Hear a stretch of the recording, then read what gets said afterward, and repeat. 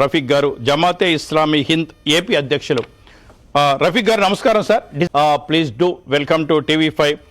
ఇవాళ historical event మీద please feel free to talk about. TV5 ప్రేక్షకులందరికీ అస్సలాము అలైకుం అండి. ఏదైతే బిల్లు ప్రవేశపెట్టబడిందో ఇది మొదటి నుంచి చివరి వరకు కూడా ముస్లిం పర్సనల్ లా బోర్డు తరఫున దేశంలో ఉన్నటువంటి యావత్తు ముస్లిం ప్రజానీకమే కాకుండా ప్రజాస్వామ్యవాదులు, లౌకికవాదులు, రాజ్యాంగాన్ని ప్రేమించే ప్రతి ఒక్కరూ కూడా దీన్ని వ్యతిరేకించారు. ఎందుచేతనంటే ఇందులో ఇది ప్రవేశపెట్టేటువంటి విషయంలోనే ఏకపక్షంగా వైఖరి అవలంబించడం జరిగింది తప్ప ఇది ప్రవేశపెట్టడంలోనే ట్రాన్స్పరెన్సీ లేదు అనే విషయం విజ్ఞులైన అందరికీ తెలుస్తుంది.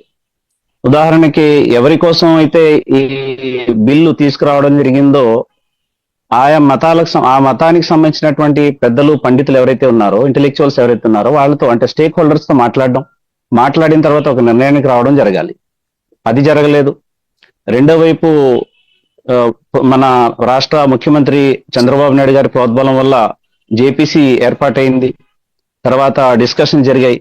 కానీ 5 కోట్ల మంది ముస్లింలు తమ యొక్క మనోభావాల్ని నిరసన రూపంలో తెలియజేస్తే, ఆ బిల్లుకి వ్యతిరేకంగా నిరసన రూపంలో 5 కోట్ల మంది ముస్లింలు తెలియజేసినా సరే ఈమెయిల్ ద్వారా జేపీసీకి పంపితే వాటిని కూడా బుట్టదాఖలు చేశారు. అలాగే కలవడానికి వెళ్ళినప్పుడు కూడా కలిసి భావ ప్రకటన చేసేటువంటి స్వేచ్ఛ కూడా ఇవ్వబడలేదు.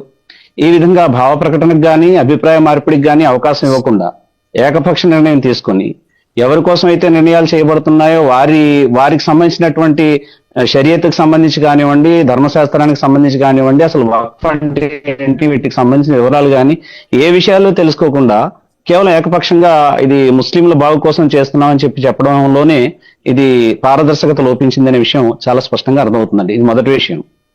రెండవది, రాజ్యాంగంలోని ఆర్టికల్ 26, 29, 30 కానీ లేదా వ్యక్తిగత స్వేచ్ఛకు సంబంధించి ఇవ్వబడినటువంటి ఆర్టికల్స్ కానీ చూసినట్లయితే ఆ ఆర్టికల్స్ అన్నిటికీ కూడా పూర్తిగా విరుద్ధమైనటువంటి బిల్ ఇది. ఇందులో 44 ఆర్టికల్స్ గురించి, సవరణ గురించి మాట్లాడబడింది. 44 పాయింట్స్ గురించి, సవరణ గురించి మాట్లాడబడింది. వాస్తవానికి అసలు బిల్లులోనే మొదటి నుంచి చివరి వరకు అసలు పారదర్శకత లేదు.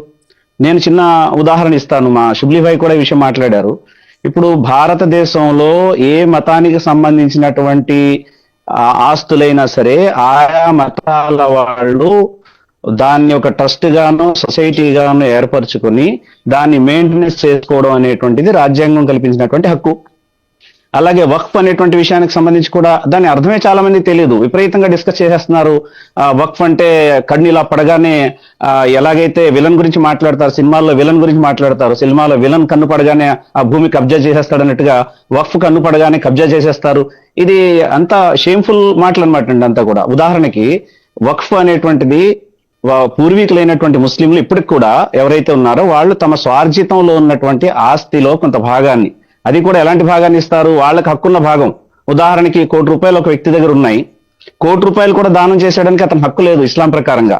అతను 33% మాత్రమే తన యొక్క సొంతంగా ఖర్చు పెట్టగలడు. కానీ మిగిలినటువంటి హక్కుని భార్యా పిల్లల కోసం అతను ఉంచాలి. ఒకవేళ అతను మొత్తం 1 కోటి రూపాయలు ఇచ్చేసాడు అనుకోండి, మళ్ళీ ఇస్లామియా షరియత్ ఏం చేస్తుందంటే అతనికి ఎంతైతే హక్కు ఇవ్వాల్సింది ఉందో అదే ఇస్తుంది తప్ప మిగిలినంత వాళ్ళ భార్య పిల్లలకి అది చట్ట ప్రకారం పనిచేస్తుంది.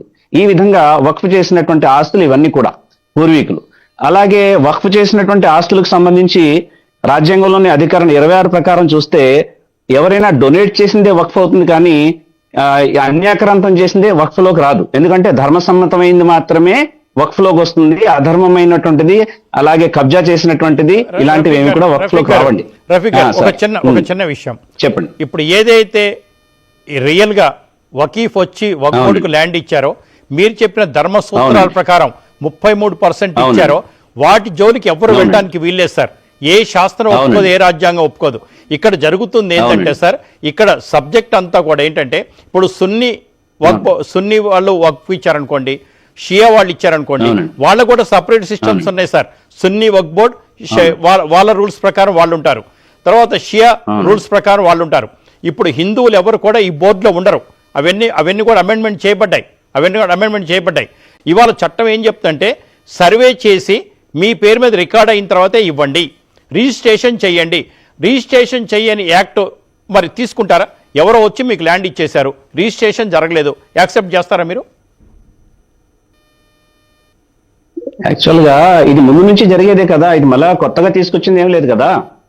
ఇది వక్ఫ్ అమెండ్మెంట్ బిల్ ద్వారా కొత్తగా పెట్టింది అయితే ఏమీ లేదండి. మీరు సాంబశివరావు గారు ఇంతకు ముందు 95 సంబంధించినటువంటి యాక్ట్ అది చదవని, మీరు ఒకసారి చూస్తే మీకు ఐడియా వస్తుంది. ఇవన్నీ ఉన్నాయి కదా. ఇప్పుడు అన్యాక్రాంతం అయినటువంటి భూముల్ని అవి వక్ఫా కాదా నిర్ధారించడానికి ఒక ట్రిబ్యునల్ ఉంది, దానికి ఆల్రెడీ సిట్టింగ్ జడ్జి ఉంటారు, ఆయన చూస్తారు. ఇవన్నీ కూడా ఉన్నాయి కదా. ఇవి మరలా కొత్తగా వీటిని ఏదో తీసుకొచ్చి చేయాల్సిన అవసరం ఏమి ఏర్పడింది? ఉన్నటువంటి దాన్ని పటిష్టం చేస్తే సరిపోతుంది. ఇప్పుడు చేసేది అదే సార్. అలాగే చూడండి,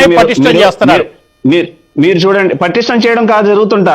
ఏం జరుగుతుందంటే ఇక్కడ రెండు పిల్లులు దెబ్బలాడుకుంటుంటే కోతి వచ్చి చూడండి, ఆ రొట్టె కొట్టుకుపోద్ది చూడండి, ఆ చందం జరుగుతుంది ఇక్కడ.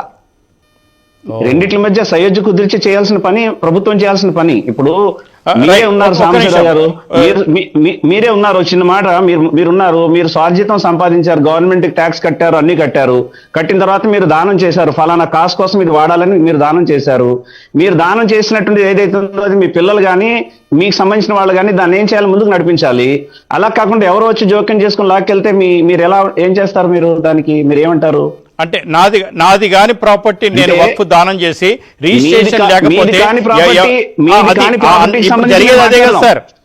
సాంబశివరావు గారు మొత్తం మీరు చూడండి, ఇప్పుడు ఏమంటారు, 100లో 0.1% ఎక్కడన్నా జరిగితే దాన్ని కంప్లీట్ కలెక్టివ్ గా దాన్ని తీసుకొచ్చి రుద్దడం, ఇది రుద్ది దీనికోసం చెప్పండి సార్. సార్ ముఖ్యంగా చూడండి, మౌలికమైన ఆబ్జెక్షన్స్ బ్రేక్ తర్వాత సార్ మౌలికమైన చాలా